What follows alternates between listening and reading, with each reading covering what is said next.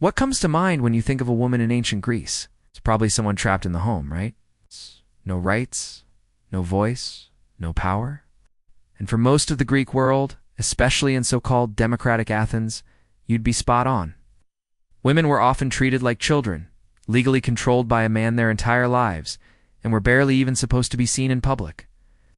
But in one warrior city-state, that picture gets flipped on its head. In this city, women were athletes, landowners, and business managers. They were educated, outspoken, and, according to some very grumpy critics, they held the keys to the entire economy. Oh. This is the story of the women of Sparta and why they were the freest women in all of Greece. To really get how radical Spartan women were, we need to take a quick trip to Athens, the cradle of democracy.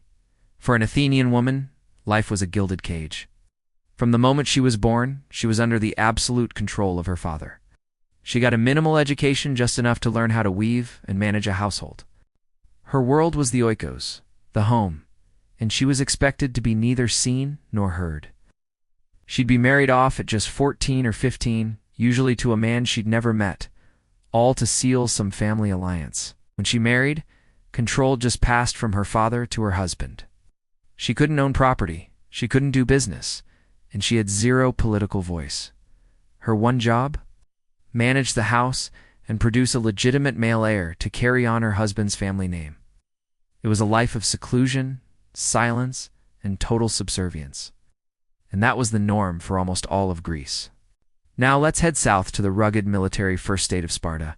Here the rules were completely different. Spartan society was built for one thing and one thing only: to create the greatest soldiers on earth. And the Spartans had a radical belief: to get strong warriors, you needed strong mothers. That single piece of state logic turned.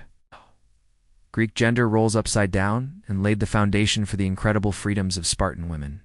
Their most important duty was to the state: to have and raise healthy kids, preferably boys who would become fearless soldiers. But this wasn't seen as some quiet domestic task. It was a public service, just as important as a man's duty in the army. And to do that job well, women were given an autonomy that was simply unthinkable anywhere else. The first and most shocking difference started in childhood. While an Athenian girl was inside learning to weave, a Spartan girl was outside learning to wrestle. Spartan girls got a state-sponsored education where they learned to read and write alongside music, dance, and poetry. But what really scandalized other Greeks was their physical training. They trained in public, learning to run, wrestle, and throw the javelin and discus.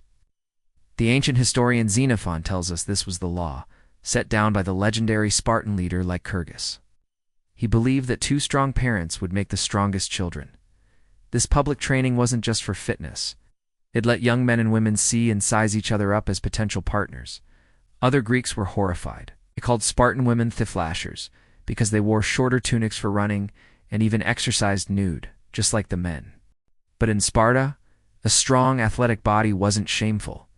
It was a badge of honor. Maybe the most important freedom Spartan women had was money. In a world where most women couldn't own a thing, Spartan women could inherit and own property all by themselves, with no male guardian needed. They could cut business deals and manage their own estates. This all came about from pure military necessity. Spartan men lived in army barracks from age 7 to 30 and stayed on reserve until they were 60. They were almost always away, either training for war or fighting in one. So who was left to run the entire country? The women. They managed the estates. They were in charge of the alettes, the state-owned serfs who did the farming and labor, and they controlled the money. We're not talking about pocket change. Through inheritances and dowries that they personally controlled, Spartan women ended up owning a huge amount of Sparta's wealth. The philosopher Aristotle, who was definitely not a fan, complained in the 4th century BCE that women had gotten their hands on nearly 2/5 of all the land in Sparta.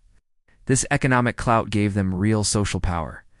Women like Cyniska and Euryalus became famous Olympic champions, not for running, but for owning and training the chariot teams that won a massive status symbol. That kind of economic independence was completely unheard of. Even marriage in Sparta was different. Spartan woman usually got married in her late teens or early 20s to a man her own age, not as a 14-year-old child bride. And because they all grew up training and socializing together, they actually knew each other. The wedding itself was famously weird and secretive. The bride would have her hair cut short, get dressed in men's clothes, and wait in a dark room. Her new husband would have to sneak out of his barracks at night to be with her, and then sneak back before anyone noticed he was gone. This could go on for years. Some men had several children before they ever saw their wife in the daylight. As strange as it sounds, this gave the wife an amazing amount of freedom at home. For the first decade of her marriage, her husband was basically a visitor. She was the absolute master of the household. Since the main point of marriage was making babies for the state, they were also very practical about it. If a couple couldn't have kids, divorce and remarriage were common and without shame. Some ancient sources even suggest that if a husband couldn't produce a healthy child, another man could be brought in to help, just to get the job done. When you have education, confidence, and economic power, you get women who are famously outspoken. While Athenian men insisted a woman's glory was to be silent, Spartan women were known for their sharp wits and public voices. This wasn't formal political power; they couldn't vote, but they had immense social influence and were expected to use it, even shaming men they saw as cowards. The most famous example comes from Queen Gorgo, the wife of King Leonidas. In a story recorded by Plutarch, a foreign woman asked her, "Why are you Spartan women the only ones who can rule men?" Gorgo's legendary comeback was, "Because we are also the only ones who give birth to men."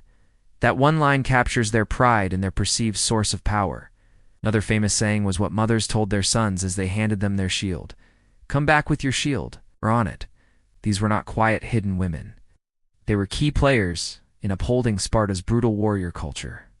Of course, this freedom wasn't a modern ideal. It was given by a brutal, militaristic state, not for individual happiness, but to serve that state. A woman's value was still fundamentally tied to her ability to produce children, and that came with enormous pressure.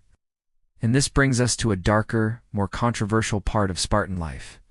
Ancient writers like Plutarch describe a chilling system where infants deemed too weak or imperfect were allegedly left to die. While modern historians fiercely debate this, as direct archaeological proof is scarce, the intense pressure on women to produce perfect offspring was very real. Their freedom was a direct product of the state's ruthless demands. Other Greeks, especially Athenians, looked at these empowered women with fear and disgust. Aristotle was one of their biggest critics, blaming Spartan women and their control of wealth for what he saw as the downfall of the Spartan state. To him, it was simply unnatural. This complicated and contradictory story shows us that ancient Greece wasn't just one single thing.